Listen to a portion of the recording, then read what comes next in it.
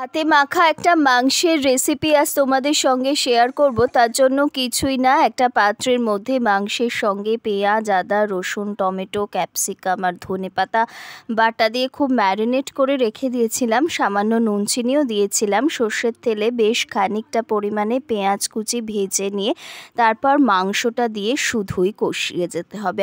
আজকে এই মাংসটা যেভাবে রান্না করা হচ্ছে সেটা দিয়ে শুধু গরম ভাতই নয়, সেটা দিয়ে লুচি, রুটি, পরোটাও কিন্তু খেতে ভীষণ ভালো লাগে। এরপরে নুন হলুদ দিয়ে আলুটা খানিকটা প্রেসার কুকারে সেদ্ধ করে নিয়েছিলাম। তারপরে যখন মাংসটা বেশ অনেকটা কষানো হয়ে গেছে তখন ওই সেদ্ধ করা আলুটা দিয়ে আবারও শুধুই কষিয়ে নিতে হবে। তোমরা কারা কারা কোথা থেকে আমার এই ভিডিও দেখছো অবশ্যই আমাকে কমেন্ট করে জানাবে। আমার ভালো লাগে তোমাদের কমেন্ট পড়তে। এবার দেখো সামান্য জল দিয়েছি, দেখতে দারুণ হয়েছে। চ্যানেলটা সাবস্ক্রাইব করে পাশে থেকো।